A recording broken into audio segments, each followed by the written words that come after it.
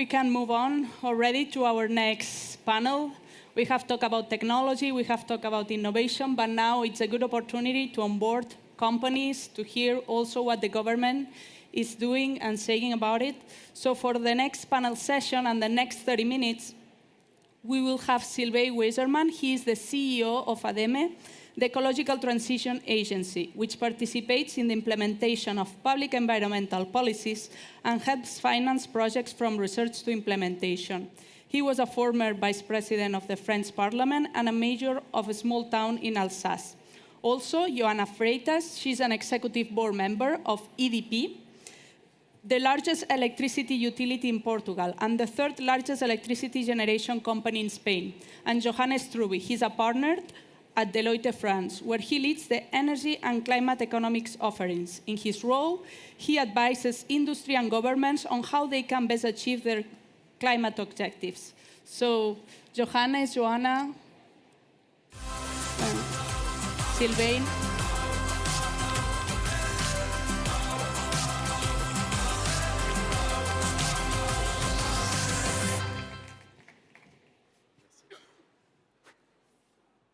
Thanks, all of you, for being here today. We were starting talking about solutions, what we can do to tackle the climate change. But now, let's go a step back again and let's talk about challenges and set the baseline for today's discussion. I know it's difficult to tackle an answer like that, so I would like to hear from all of you what you have to share. But which challenges do you think are the biggest ones for the decarbonization of the industry? And maybe I can start with Johannes. Yeah, thank you. Thank you very much. So I see primarily two challenges for industry. The first one is that industry is quite a complex sector. It produces millions of different products and it uses a variety of different production processes. And on top of this, unlike power generation, unlike buildings or transport, industry is quite a mobile sector. So if industry doesn't like it somewhere, maybe because of policy or other conditions, it can quite easily move away. And that obviously has negative implications for jobs, for economic growth, and potentially also for emissions. But I also have some good news. The good news is that the top three emitters in industry, that's steel, cement, and chemicals together, account for around 60% of the global emissions from industry. And that means tackling emissions with technologies in just these three subsectors gets us a very, very long way. And the second piece of good news is that although there is 195 countries in the world, the top 10 emitting countries account for 75% of the industry emissions. So getting policy right in just 10 countries also can tackle a vast majority of global industrial emissions. Well, thank you for the question, Blanca, and it's a pleasure to be here. The energy in this room is so exhilarating. It's a real privilege. So if I talk about power generation, I think the electricity production is a sector that has been decarbonizing ahead of other sectors. It really started in the 1990s with the first wind and solar parks, and I think that happened earlier than in other industries because we have the technology, we have the mature technologies earlier than perhaps steel or ceramics or other heavy industry. So I think what we're seeing now as the key challenges is just dealing with the mass deployment of these technologies. So we've had energy transitions before. We went from wood to coal, we went from coal to oil. But what we're doing now is we need to change all this infrastructure related to grids, to power plants, to vehicles. And we've been building this infrastructure for 200 years. And now we need to change it in 30 years, except there's 2 billion more humans in the planet. So it really is a massive challenge, and the speed of deployment is very challenging. I think the second challenge has to do with the resilience of the supply chain, or the lack of resilience. a lot of the equipment and materials that are required for the energy transition, for solar panels, for wind blades, for batteries, are very concentrated in a few countries and a few regions of the world. This is well known. China produces 80% of all solar panels existing worldwide. 70% of cobalt, which is used in batteries of electrical vehicles, comes from the Democratic Republic of Congo. So this means there's not only procurement risk, but also geopolitical risk, as we were well reminded with the gas crisis following the Russia invasion of the Ukraine. And then lastly, I would say the de-risking of these projects, of these renewable projects. We see that there is a lot of capital looking for renewable projects, but with the penetration of solar, we're seeing now more volatility of wholesale prices.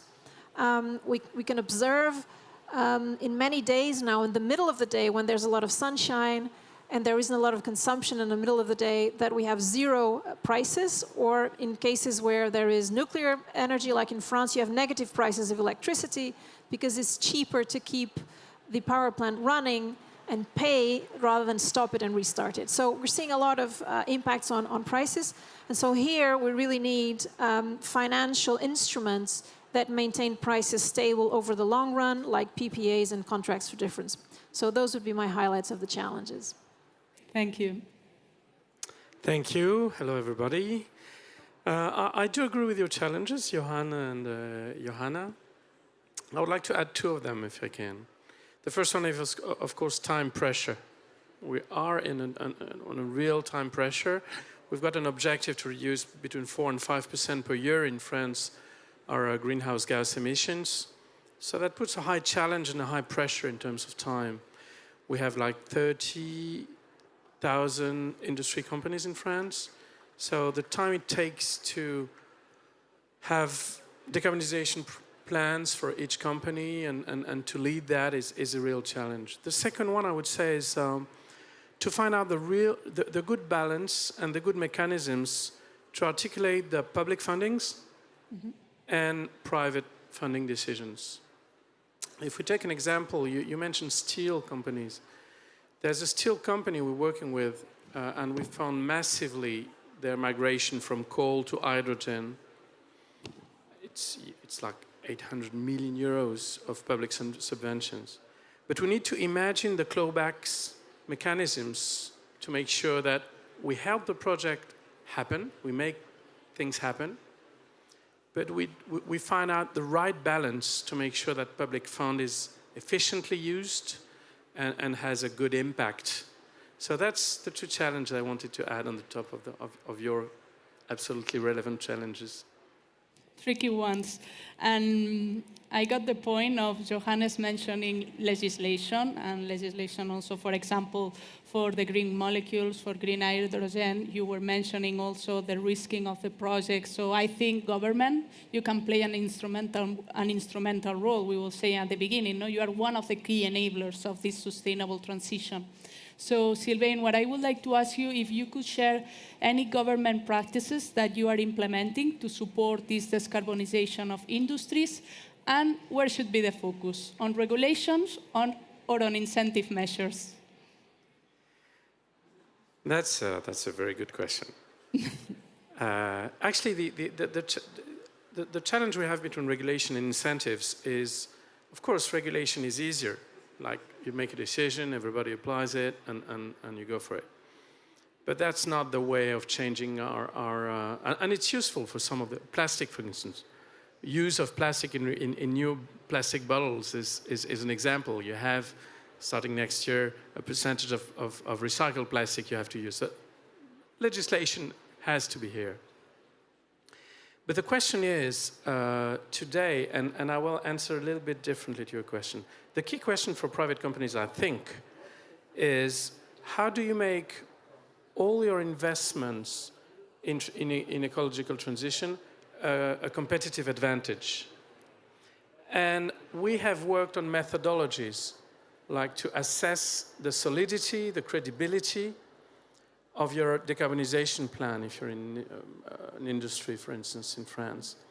And doing that, the government and agencies, state agencies like ADEME, are working not only on subsidies and helping with huge public subsidies, but also trying to make a different model where ecological transition can become a competitive advantage, not only a burden that you have to accept, you know. So I would say, of course, there are all these subsidies. It's massive. Of course, there are all the presence in 28 cities that we have to really talk with CEOs and tell them and assist them and try to help them in their transition. But there are also science, new methodologies, and this support that we bring, and we need to look at things differently. I think we will succeed, and governmental environment will succeed when we make ecological transition become a competitive advantage for the companies who make this decision of transition. Yeah, that's true. But going then back to the perspective of the companies, and maybe with EDP, I can ask you, like, how do you perceive all these government measures, the ones you have been sharing, the regulations, the incentives, and also there is a social demand for change. Like, is it perceived as an opportunity or still as a threat? Well, from EDP point of view, it's definitely an opportunity. EDP is a global utility with a focus on renewables.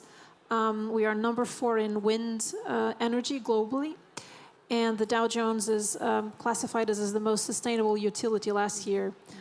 So we really see this as, we see ourselves as a driver of the energy transition. We're not just complying with a bare minimum that legislation or incentives set us up for.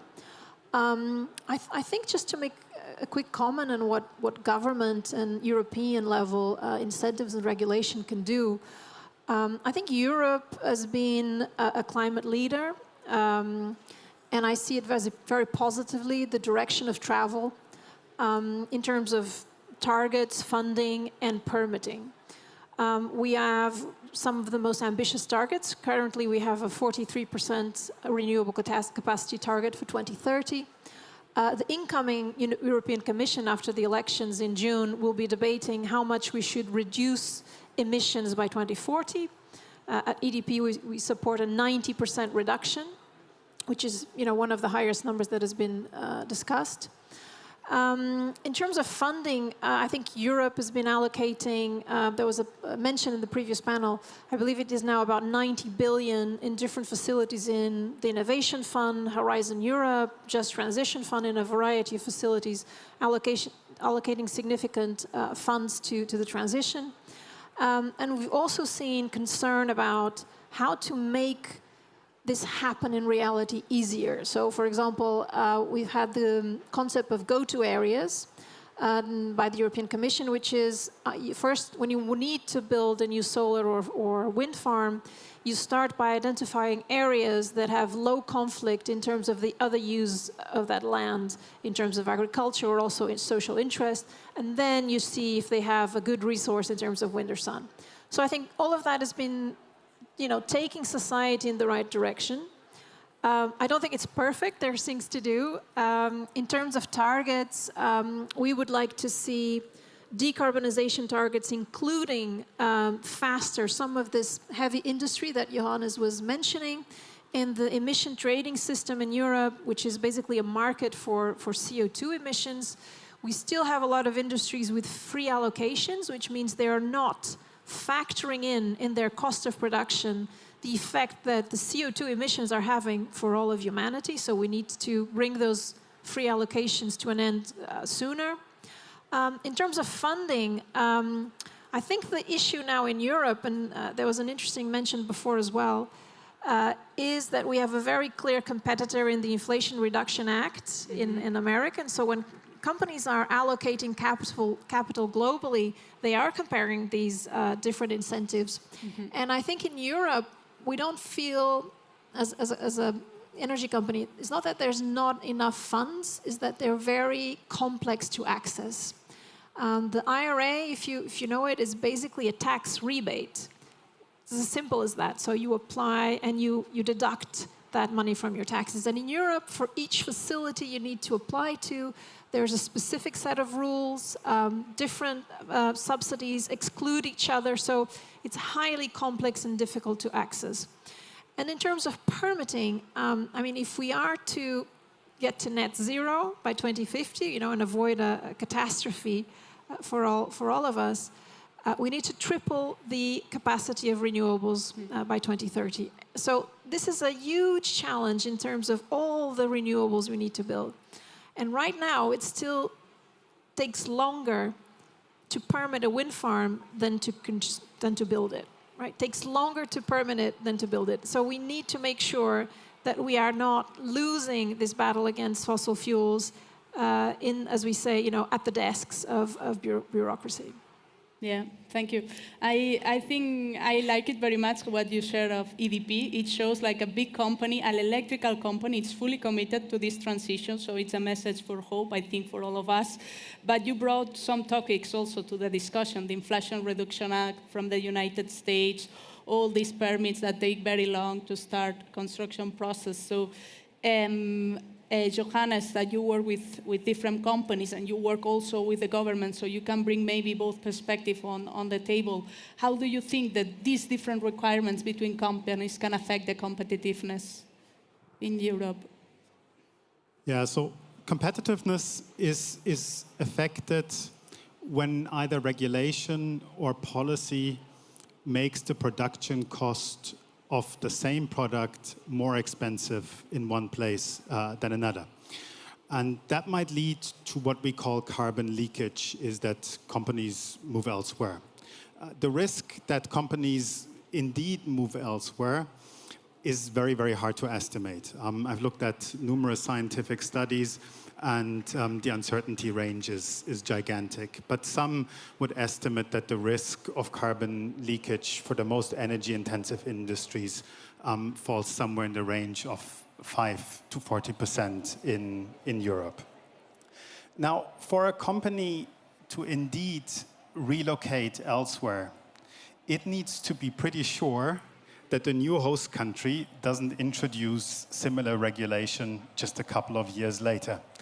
And against the backdrop that the Paris Agreement was signed by over 190 countries, and that 145 countries around the world have set themselves ambitious net zero objectives, I think a company can have pretty low confidence that the new host country doesn't follow suit with regulation. So for relocation really to happen, there need to be other benefits on top of maybe weaker regulation. And those could be supply chains, simplification, or reducing labor cost, reducing energy cost, and so on. And when all of this comes together, then there obviously is a serious leakage risk. But the governments also have a number of mitigating measures. So for example, we've been speaking about carbon pricing earlier.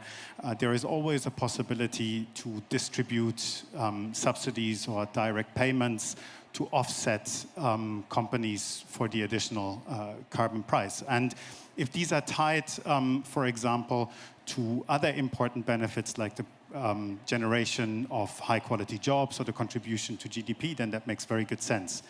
And then there is another possibility to reduce the leakage risk. That's the introduction of border adjustment mechanisms that essentially offset the carbon cost between the imported product and the domestically produced product. Thank you very much. I think I would like to move on to another block of questions. Let's talk about beyond legislation. Let's hear what companies, if they are doing beyond these public requirements. And for you, Joana, can you please, can you share any concrete examples of actions you are taking beyond what the market is dictating you to do? Sure. So EDP has made a very clear commitments for decarbonization. We have a commitment to be coal-free by 2025. We want to be 100% renewable by 2030 and net zero by 2040. So That's a decade before the commitment of Europe, for example, which is one of the most ambitious ones.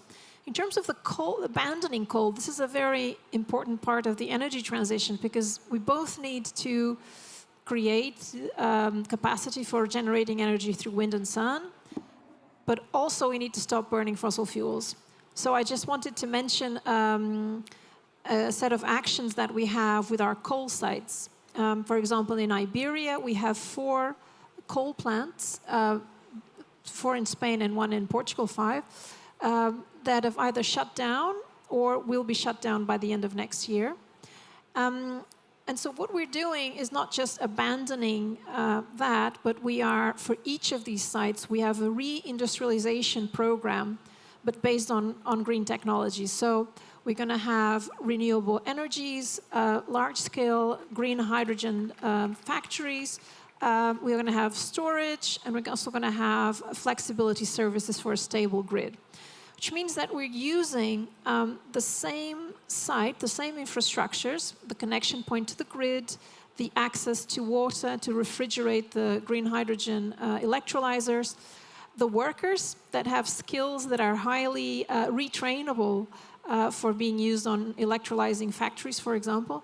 And so we want to maintain our presence in these communities, maintaining industrial jobs, being part of the industrial fabric of these communities, but now we're basing them on renewable energy and on green hydrogen. So we're hoping to install about 1 gigawatt of green hydrogen in the conjunction of this project. These are projects that have also been identified by the European Union as projects of special interest, and they have secured about 80 million euros of funding as well. Now, one aspect that is very important for us when we do this transition is that we need to make sure we leave no one behind. Because if the local communities that are going through this shift are not beneficiaries, then the transition will not happen, right? You need people to be local beneficiaries of the transition. So what we do is when we go into one of these sites and we decide to shut down the coal plant, we always have a program that looks at the direct and indirect effects of employment. Our workers tend to be relocated. I can give the example of Sines, which was a coal plant that we shut down in 2021. It had 110 workers at the time of shutdown, and we didn't have any layoffs. So a part of workers were given access to early retirement, other was relocated, and we had a program with the employment agency in Portugal to help reskill the workers of the third-party providers. And so 2 years after the shutdown, we know that they are all found jobs in other technologies that are growing in the region, including renewable energy. And so having that responsibility, taking that responsibility, I think is something that we take very seriously, and it is, as you wish, not just complying to the bare minimum of the transition. I'm very inspiring. I'm happy to see they are in Spain. I'm from Spain, so you take care of the community, you take care of the professionals, your workforce. So that's some good news, and some can take example of that. I see, a few minutes left. We have maybe this question then to Johannes, that you work with different companies. I guess not all of them react and are as strong as her, as EDP are. But then for them, how is the struggle? How do shareholders react on one end when these companies try to implement voluntary actions to reduce the impact? Or on the other end, if it happens with the increase of the price of their products? So first, let's look at the numbers. There's, I think, about 50% of the 2,000 largest publicly traded companies have set themselves net zero objectives. That's pretty impressive, but it also means that the other half is still in denial. And those who have set themselves objectives, they do this for different reasons. Some do it because they get pressure from investors, from consumers, or from governments. And there are again others, and I think you have both mentioned it, Sylvain and Joana, is those who see the challenge, the transformation not only as a challenge, but as an opportunity. And I think here what we can clearly say is that those who are the first to embrace the transformation will be those who will be successful in the long term. Perfect. There's a point I'd like to underline. We've talked about public subsidies, we've talked about operational costs and cost of decarbonization. But the message I'd like to deliver is that there's a cost which is higher than all this, is just doing nothing. And my point is that probably many of you work in private companies. If you think that decarbonization is not for you, you're simply going to be out of business. Because all major private companies work on their scope 1, 2, and 3 and put pressure on their suppliers. Because here in France, from 2026, all public call for tenders will have mandatory environmental clauses. And because finance is looking for companies to invest in, and they have to provide evidence that they're investing in the good ones. So the highest cost is doing nothing, cost of inaction. And that's important because the message behind that is, whatever the difficulties, whatever the complexity, you have to rethink this issue, to take it on the top of your agenda. And if you don't act now, then it's going to be too late tomorrow. Because as we said, the speed is really the key element. It takes time to undertake a decarbonization process. So it's not when Chinese companies will come with a very green proposition, green areas with absolutely renewable energies and green products. It's going to be too late if you need to undertake a decarbonization process. So change now and do not wait. I like it, and thank you for pointing out, because sometimes it's like we forget, right? It's like, no, it's still the worst scenario to do that. And maybe with the time we have left, and to give you a bit more floor to discuss to Sylvain, any final remark of message that we have not discussed today, but still you would like to bring? Well, as far as private companies are concerned, I observe that many companies question their business models. We're working with some companies working on a different perspective on their business models. I'll take a very quick examples. We worked with a company producing pesticides. And rather than selling the highest possible quantity of pesticides to a farmer, they experienced selling square kilometers of healthy wheat. They provide a guarantee. I will manage the quantity of pesticides, and I will sell you the idea and the guarantee that you have a healthy wheat. In their experimentation, it reduced by 15 to 20% the volume of pesticides because it became a cost. It was not a revenue for the company, it was a cost. So looking at these new models, looking at things differently, challenging the business models is something that plenty of companies are working on, and I think that's a new way of looking at things, a new way of considering your business models. You probably see many companies working in these new offers and new ways of looking at the world, looking at their business, looking at the limits and the respect of the environment. So that gives optimism for the future. Let's leave it there then, like with this inspiring stories, and of course the idea of new business models of how we can move forward. So I would like to thank all the panelists today. Thank you very much. I think it was very inspiring. It was very interesting, different point of view. So let's give them a round of applause. Thank you.